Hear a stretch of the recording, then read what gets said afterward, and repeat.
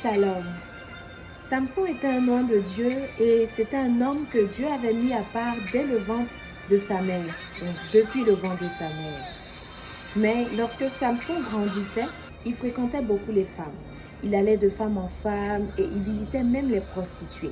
Et lorsque nous lisons la Bible, nous remarquons que à chaque fois qu'il était chez ces femmes ou chez ces prostituées, ses ennemis le savaient et ses ennemis guettaient sa sortie, l'attendaient de pied ferme pour soit le piéger ou le tuer.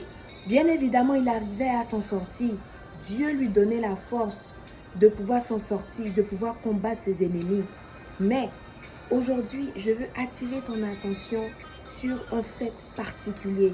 En tant qu'enfant de Dieu, lorsque tu es conscient du fait que tu es un oint de Dieu, lorsque tu es conscient du fait que tu as l'appel de Dieu sur ta vie, lorsque tu es conscient du fait que le Seigneur t'assigne à une mission particulière et que tu portes en toi un sacerdoce royal et que tu es appelé et destiné à une mission et à une destinée grande, fais attention aux endroits que tu fréquentes, fais attention à tes centres d'intérêt, fais attention aux personnes qui t'entourent, fais attention à tout ce que tu fais, à tout ce que tu poses comme action, à tout ce que tu dis et aux façons dont tu te comportes en public avec les personnes autour de toi, dehors, même au milieu des gens que tu ne connais pas.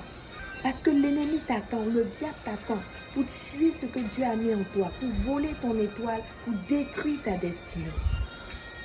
Samson est mort juste parce que il était au mauvais endroit. Il a dévoilé son secret à une personne qu'il pensait aimer, mais qui ne l'aimait pas. Et lorsqu'il a dévoilé son secret, ses ennemis ont pu la voir et il est tombé dans le piège. Samson est mort, peut-être même à un moment où Dieu ne voulait pas qu'il meure. Peut-être même en ne faisant pas ce pourquoi Dieu l'avait emmené sur la terre. Samson est mort juste à cause de son secret dévoilé à la mauvaise personne. Juste parce qu'il était dans un endroit où il ne devait pas être.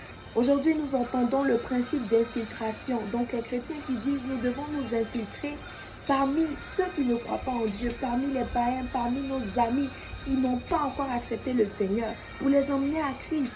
Ce principe n'est pas forcément un mauvais principe, mais faites attention aux endroits où vous allez, dans les boîtes de nuit, dans des endroits bizarres, dans des endroits que seulement les païens fréquentent. Au nom de quoi je veux l'emmener à Dieu? Au nom de quoi je veux impacter? Au nom de quoi je veux changer? Je veux faire ci, je veux faire ça.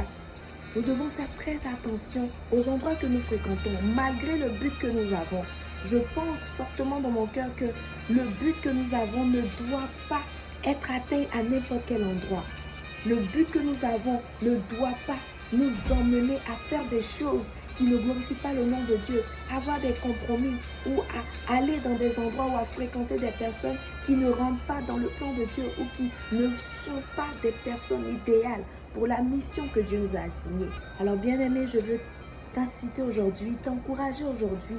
Je veux t'inviter aujourd'hui à prendre conscience de la personne que tu es. La Bible dit que nous sommes une nation sainte, un peuple acquis, un sacerdoce royal. Alors je t'invite aujourd'hui à prendre conscience de ton identité, à prendre conscience du fait que tu es un oint de Dieu. Lorsque tu prendras conscience de cela, à faire attention à tout ce que tu fais, aux endroits que tu fréquentes, aux personnes avec qui tu marches et à ce que tu dis de ta bouche. Que le Seigneur te bénisse.